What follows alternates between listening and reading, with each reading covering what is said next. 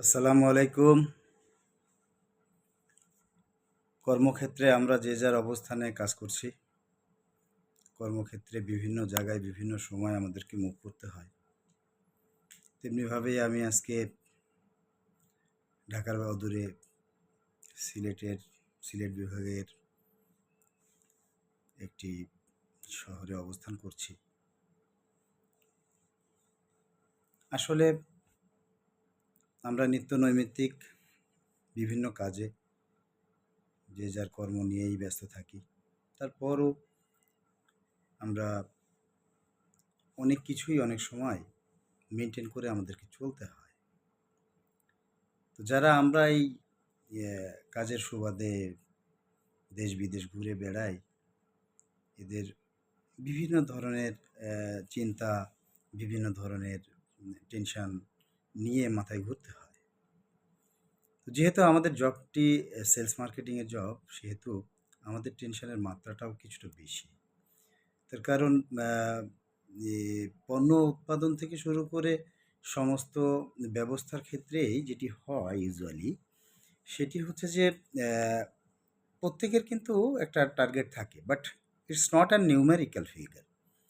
আমাদের সেলসের যে কাজটা, সেলস যারা ডিরেক্টলি সেলসের সাথে ইনভলভ, তাদেরকে নিউমেরিক্যাল ফিগারটা মিট করতে হয়। So that we have a lot of pressure to meet the numerical figure, to meet the goal, etcetera.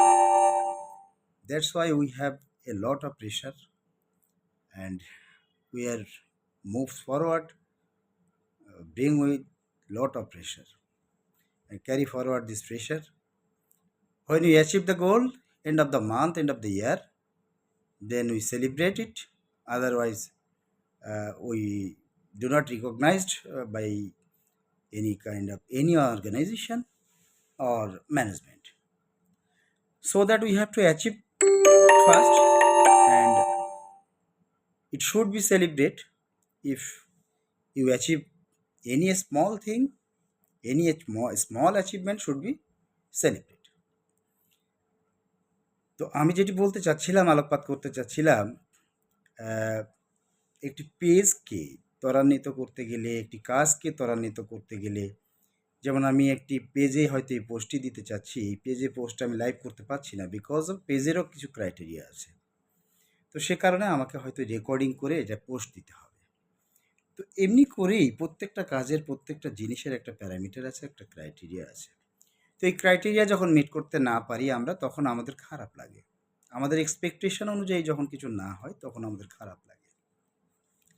আমার মনে আছে আমি একটা কোম্পানির সেলস ম্যানেজার, রংপুরের নর্থ ভিউ হোটেলে রাত্রি যাপনকালে তিনি স্ট্রোক করে মারা গিয়েছিলেন। হোটেলের রুমে মৃত অবস্থায় ছিলেন। পরের দিন সকালে অনেক ডাকাডাকির পর ওনাকে যখন পাওয়া যাচ্ছিল না, তখন দরজা খুলে দরজা ভেঙে দেখা গেল যে উনি স্ট্রোক করে মারা গেছেন।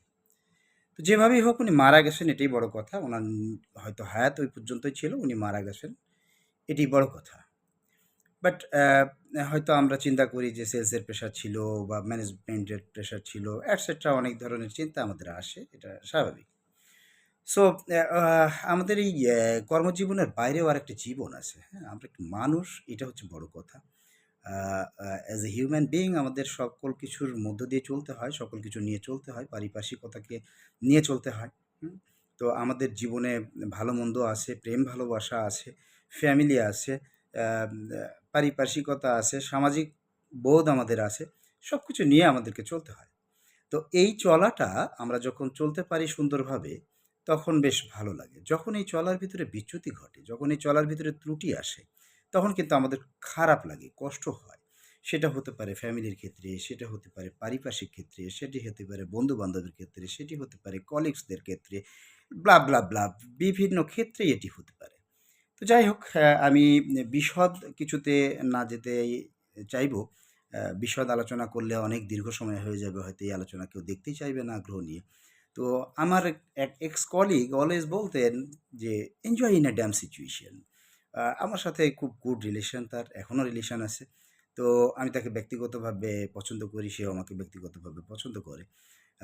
তো আমরা এই যে enjoy in a damn situation এই কথাটার ভিতরে কিন্তু মানে একটা অন্যরকম একটা ফিলিংস কাজ করে। যখন আপনার অত্যন্ত মন খারাপ, তখন আপনি মন থেকে মনকে একটা প্রবচন দেন, "ধুর কিসের মন খারাপ? আমি ভালো আছি, বিন্দাস।"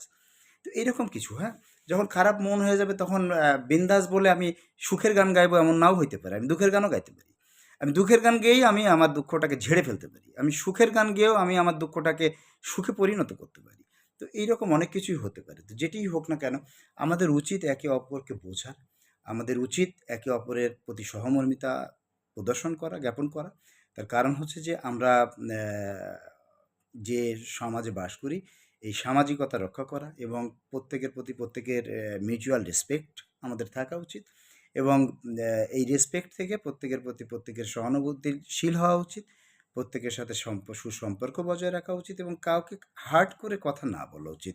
সেটা হতে পারে আমার ফ্যামিলি মেম্বার, হতে পারে আমার আত্মীয়-স্বজনের যে কেউ, হতে পারে আমার প্রতিবেশীর যে কেউ, হতে পারে আমার গ্রামবাসীর যে কেউ, আমার শহরবাসীর যে কেউ, হতে পারে আমার কলিগস, যে কেউ হতে পারে। আমরা হার্ট করে কথা না বলি বা আমার দ্বারা কষ্ট পাক এরকম কাজ আমি না করি। আমি কাউকে মানে কোনো কাজে কোনো আ ব্যবহারে ক্ষুব্ধ না করি বা তাকে দুঃখ না দেই, কষ্ট না দেই। এটি করা উচিত। একে অপরের প্রতি এই বোধটুকু আমাদের অন্তত থাকা উচিত বলে আমি মনে করি। আর এরপরেও যদি দেখবেন যদি না থাকে ২-৪ টে গান নিয়ে আপনি যদি গান গাইতে পারেন, আপনি গান গেয়ে ফেলবেন। আর যদি না গান গাইতে পারেন তাহলে গান শুনবেন। সেটা হতে পারে শোকের, সেটা হতে দুঃখের, অনেক কিছুই হইতে পারে। মন যেটা চাইবে সেটা করবেন।